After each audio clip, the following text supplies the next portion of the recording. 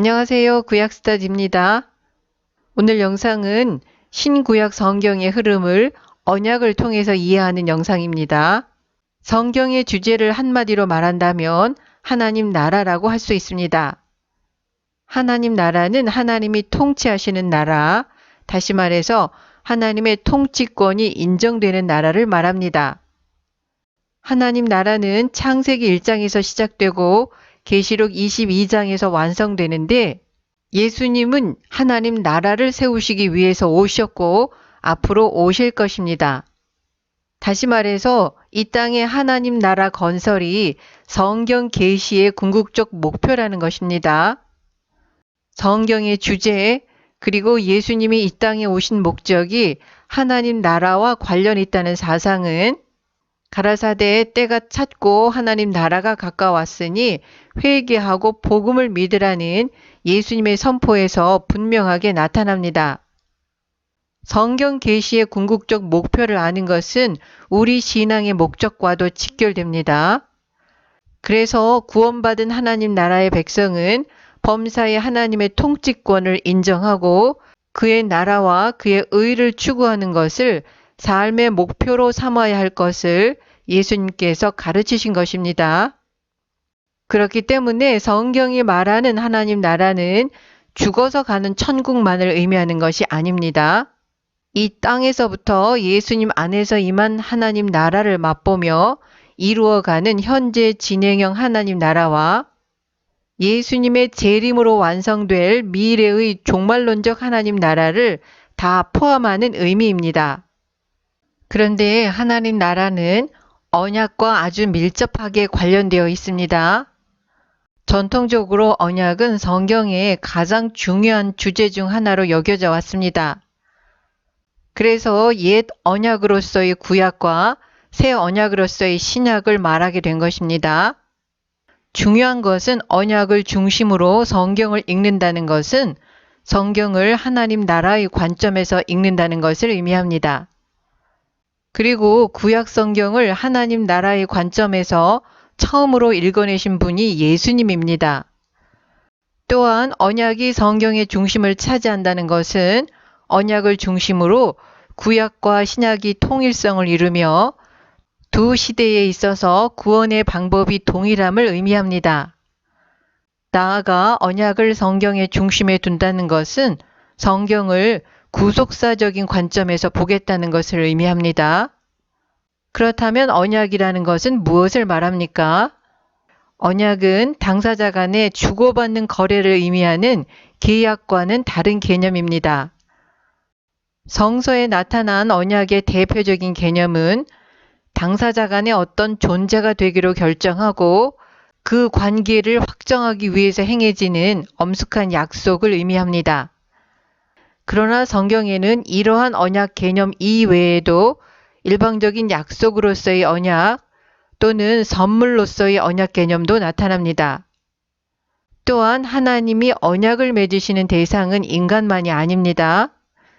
예를 들어 낮과 밤, 곧 자연과도 언약을 맺으시고 모든 생물들과도 언약을 맺으십니다.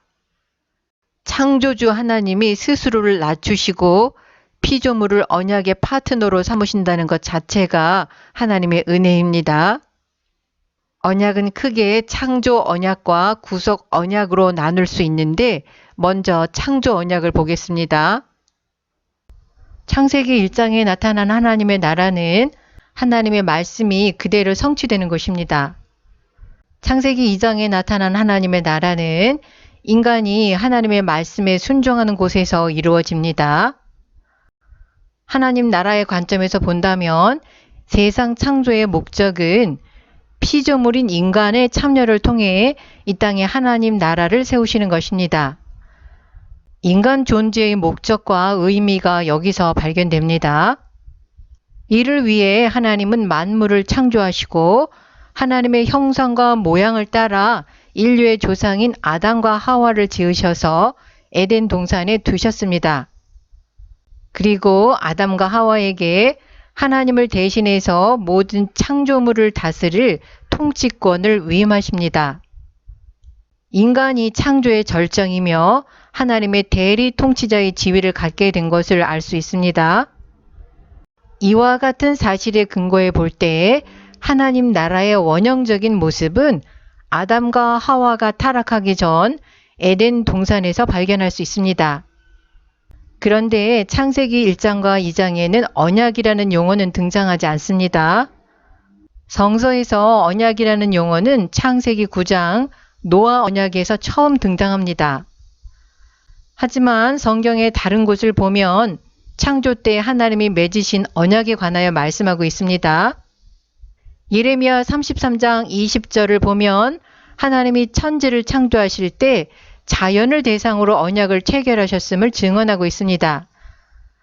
너희가 능히 낮에 대한 나의 언약과 밤에 대한 나의 언약을 파하여 주야로 그 때를 잃게 할 수 있을진대. 이 말씀은 창세 때 하나님이 낮과 밤과 맺으신 언약은 파기될 수 없는 언약이라는 말씀입니다.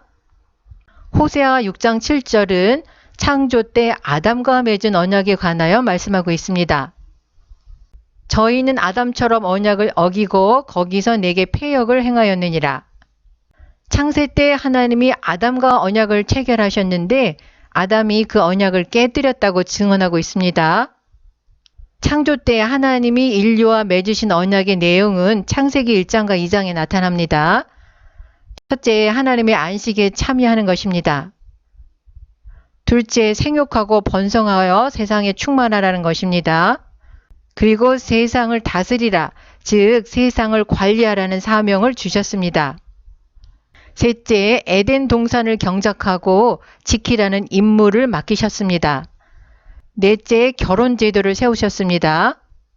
창세기 1장과 2장의 창조 언약에서 인간의 문화 활동으로서 창의적인 활동과 생명 활동의 궁극적인 목표가 하나님 나라 건설을 향하고 있음을 발견합니다. 이와 같은 창조 언약은 세상의 원리로 창조 완성, 즉 종말까지 계속 살아 있습니다. 그렇다면 하나님이 인류와 맺으신 창조 언약이 어떻게 실현될 수 있을까요? 피조물인 인간이 창조주 하나님께 절대적으로 의존하는 가운데 하나님의 말씀을 생명의 도리로 붙잡고 순종하는 것을 통해서 비로소 가능합니다. 왜냐하면 창세기 1장에 나타난 하나님 나라는 하나님 말씀이 그대로 성취되는 곳이며 2장에 나타난 하나님의 나라는 인간이 하나님의 말씀에 순종하는 곳에서 이루어지기 때문입니다. 이와 같은 사실을 극명하게 계시하는 표상이 바로 선악과 금령입니다.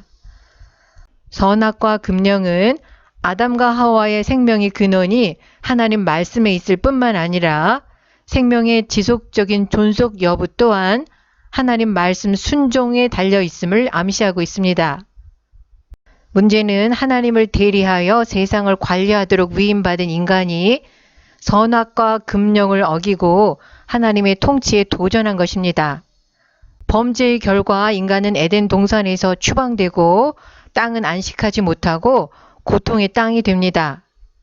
인간의 범죄로 인해서 인류가 처한 처참한 상황을 치유하기 위해서 하나님의 구속 활동이 필요하게 됩니다.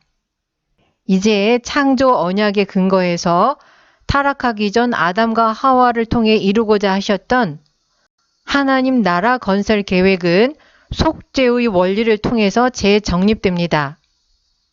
다시 말해서 구속의 원리를 방편 삼아 처음에 계획하셨던 하나님 나라를 이루고자 하시는 하나님의 계획을 지속적으로 수행해 나가신다는 것입니다. 그런데 세상의 역사를 무대로 구속의 역사를 진행하실 때 먼저 언약을 하신 후 성취의 방식으로 진행하십니다. 다시 말해서 언약을 구속 역사의 진행의 도구로 사용하신다는 것입니다. 그러니까 하나님의 구속 역사를 시대마다 연결시켜주는 고리가 바로 언약이라는 것입니다. 정리하면 구속사는 첫사람 아담의 범죄로 죄인된 인류를 예수 그리스도를 통해 구원하시고 구원받은 하나님의 백성, 즉 교회를 통해서 하나님 나라를 이루시고자 하는 하나님의 활동입니다. 하나님은 예수 그리스도를 통해서 인류를 새로운 피조물로 만드실 것이며 만물을 새롭게 하실 것입니다. 인간의 범죄 이후에 주어진 구속 언약에는 6개의 언약이 있습니다. 여자의 후손 언약, 노아 언약, 아브라함 언약, 시내산 언약, 다윗 언약, 새 언약입니다. 이 중에서 시내산 언약까지는 모두 모세 오경에 등장합니다. 구속 언약의 첫 번째는 여자의 후손 약속입니다. 사단이 뱀을 하수인으로 삼아서 하나님께서 이 땅에 하나님 나라 건설을 위해서 대리 통치자로 세우신 아담과 하와를 유혹합니다. 아담과 하와가 뱀의 유혹에 걸려들어 선악과를 따먹음으로써 세상에 죄가 들어오게 됩니다. 인간을 대리자로 하여 세상에 하나님 나라를 세우시려는 하나님의 계획이 좌절된 듯이 보입니다. 그러나 하나님 나라를 세우시려는 창조 언약은 파기될 수 없는 언약입니다. 하나님은 기어이 아담과 하와를 통해서 하나님 나라를 건설하셔야만 합니다. 그래서 여자의 후손을 통해서 하나님 나라를 재창조하시려는 계획과 약속을 세우십니다. 여자의 후손은 내 머리를 상하게 할 것이요 너는 그의 발꿈치를 상하게 할 것이니라. 본문에서 말하는 여자의 후손은 궁극적으로는 예수 그리스도를 가리킵니다. 결국 하나님의 구속은 단순히 원형적 하나님 나라에 대한 회복의 차원을 넘어서 여자의 후손 예수 그리스도 안에서 하나님 나라의 재창조를 의미하게 됩니다. 이런 의미에서 교회에서는 여자의 후손에 관한 약속을 담고 있는 창세기 3장 15절을 복음의 원형 또는 원복음이라고 부릅니다. 이렇게 해서 창세기 4장부터 본격적으로 시작되는 세상 역사는 겉으로 나타나기는 보편적인 인류의 역사이지만 사실은 여자의 후손 예수 그리스도를 세상에 보내시는 것을 통해서 하나님 나라를 이루시려는 구속사의 현장이요 무대가 됩니다. 인류가 범죄한 이후에도 창조 언약은 세상의 종말까지 계속됩니다. 다만 범죄의 결과 고통과 힘든 수고를 동반하게 됩니다. 두 번째 구속 언약은 노아 언약입니다. 아담과 하와의 범죄로 인해서 세상에 죄가 들어오게 되어서 이제 세상은 처음과 같지 않게 되었습니다. 모든 피조물도 안식하지 못하고 사람들은 자기 마음대로 살았습니다. 결국 사람의 죄와 악이 땅을 오염시켜서 창조 세계가 망가지게 됩니다. 이와 같은 세상에 대한 하나님의 다스리심은 세상을 홍수로 심판하는 것으로 나타납니다. 하나님이 세상에 홍수를 보내셔서 원시적 혼돈으로 되돌아가게 하십니다. 홍수에서 하나님이 파괴한 것은 이미 스스로를 파괴했습니다. 왜냐하면 인간은 창조된 질서와 조화롭게 살아감으로써 창조 질서와 함께 생존하든가 아니면 창조 질서에 역행하여 살아감으로써 창조 질서와 함께 파멸하기 때문입니다. 그러나 세상에 하나님 나라를 건설하시겠다는 하나님의 계획은 좌절될 수 없습니다. 그래서 하나님은 홍수 후에 언약에 근거한 새 창조를 시작하십니다.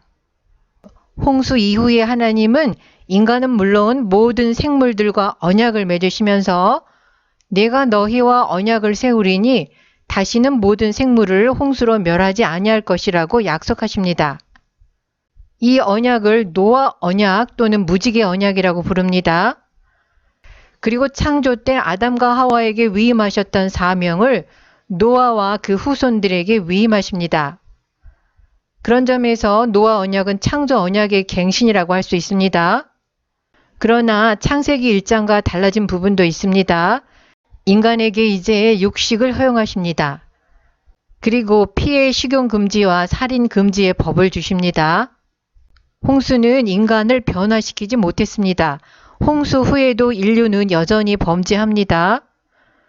그러나 홍수는 하나님 자신의 변화를 가져옵니다. 내가 다시는 사람으로 인하여 땅을 저주하지 아니하리니 이는 사람의 마음에 계획하는 바가 어려서부터 악함이라. 하나님은 다시는 인간의 죄 때문에 자연세계를 파괴하지 않겠다고 약속하십니다. 이와 같은 노아 언약은 인류가 앞으로도 계속 죄를 범하지만 인류는 여전히 생육하고 번성하고 땅에 충만하고 세상을 관리할 뿐만 아니라 자연세계도 유지되고 보존되는 것을 설명해 줍니다. 이 바탕 위에서 하나님의 구속사는 계속 진행됩니다. 인류는 홍수 이후에도 변하지 않았다는 사실을 성경은 바벨탑 사건을 통해서 증언합니다. 노아의 후손들로부터 퍼져나간 인류가 온 땅으로 흩어지라는 명령을 거역하기 위해서 하나로 힘을 합쳐서 바벨탑을 쌓았습니다. 성과 대를 쌓아 대꼭대기를 하늘에 닿게 하여 우리 이름을 내고 온 지면의 흩어짐을 면하자. 온 인류가 정치 세력화되어서 하나님 나라가 아닌 인간 나라, 즉 세상 나라를 건설해서 하나님의 다스리심의 정면으로 도전한 것입니다. 바벨탑 사건에 나타난 인간 나라, 세상 나라는 그 후에 등장하는 모든 세상 나라의 전형적인 모습이 됩니다. 바벨탑 사건에 담긴 하나님 나라에 반역하고 세상 나라를 건설하려는 인류의 욕망은 계시록에 기록된 큰 성 바벨론의 멸망을 통해서 종말을 고하게 될 것입니다. 이런 점에서 바벨탑 사상은 창세로부터 종말에 이르기까지 하나님 나라를 대적하는 사단적인 시험과 반역 사상을 총체적으로 계시하고 있습니다. 바벨탑 사건은 창세기 1장 11장의 원역사 안에서 반역의 최종 단계이며 에덴 동산에서 발생한 아담과 하와의 최초의 불순종과 본질적으로 동일합니다. 다시 말해서 인류가 피조물로서의 한계를 넘어 하나님과 동등하고자 하는 욕망의 극치를 보여주고 있습니다. 인류가 하나로 힘을 합쳐서 자기들의 이름을 내고 온 땅의 흩어짐을 면하려고 바벨탑을 쌓자 하나님은 언어를 혼잡하게 하여 인류의 연합을 파괴하심으로써 하나님께 반역하고 자율성과 힘을 획득하려는 인간의 욕망에 반응하십니다. 언어의 혼잡으로 인류를 흩으신 하나님께서 그 흩어짐 속에서 한 민족의 조상이 될 아브라함을 부르십니다. 바벨탑 사건은 아브라함을 부르실 수밖에 없는 배경이 됩니다. 구속 언약의 세 번째는 아브라함 언약입니다. 여호와께서 아브라함에게 이르시되 너는 너의 본토 친척 아비집을 떠나 내가 내게 지시할 땅으로 가라. 여자의 후손 언약을 시작으로 하나님의 구속사의 진행은 지금까지는 암묵적이었던 반면에 하나님은 아브라함에게 이르러서는 구속사의 전개를 역사의 전면에 드러나게 진행하십니다. 아브라함을 개인적으로 지목하여 역사의 전면에 불러내시고 아브라함과 언약을 맺으십니다.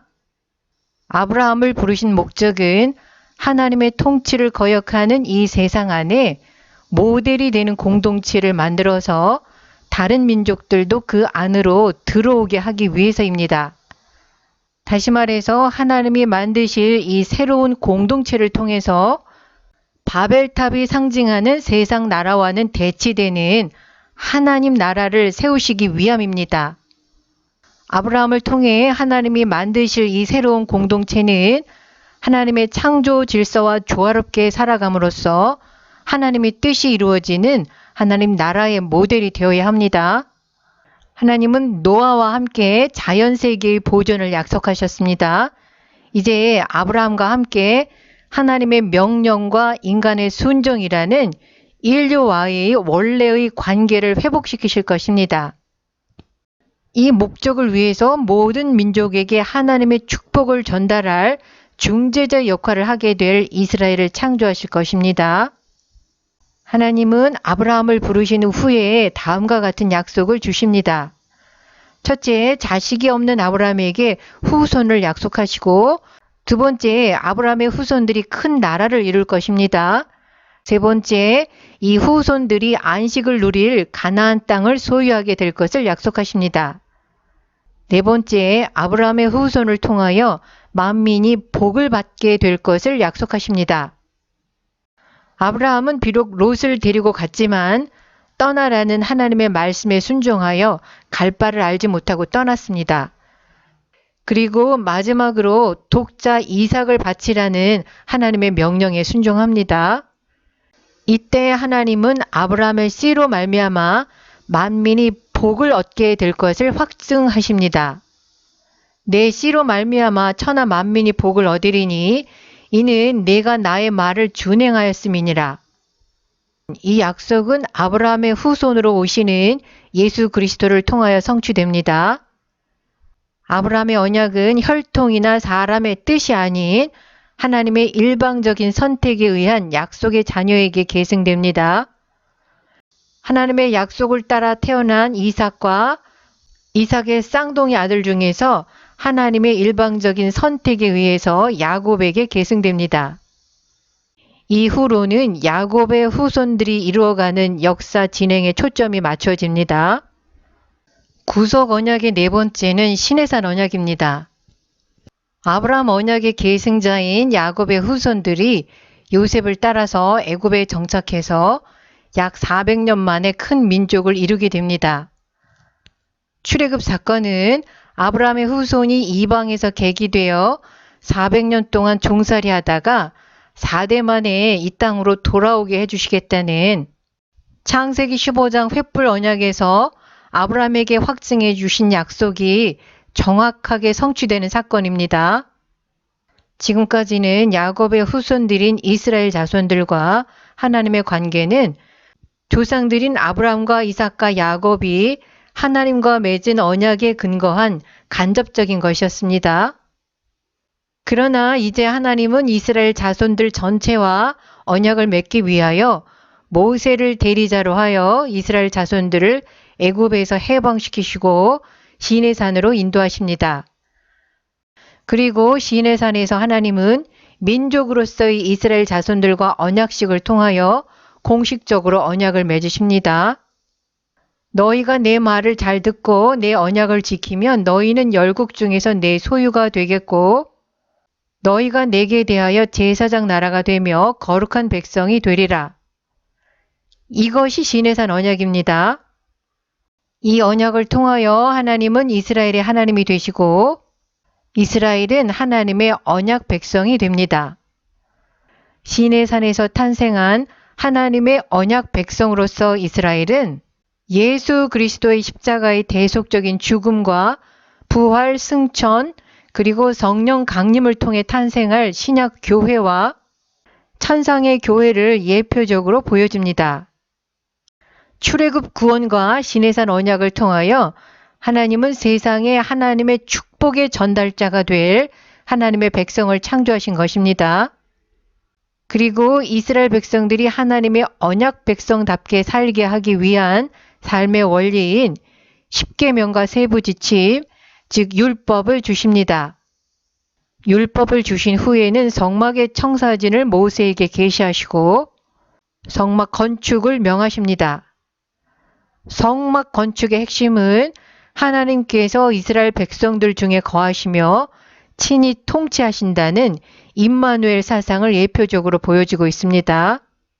하나님이 우리와 함께 계시는 임마누엘 사상은 예수님의 성육신 사건과 성령께서 우리 안에 내주하심을 통해서 실체화됩니다. 정리하면 시내산 언약은 아브라함 언약이라는 큰 틀 속에서 아브라함 후손이 나라와 백성을 이룬 후에 참된 하나님의 백성으로 살아가도록 법도와 계명을 주신 언약이라고 할 수 있습니다. 다윗 언약과 새 언약은 다음 영상에서 다루겠습니다. 시청해 주셔서 감사합니다.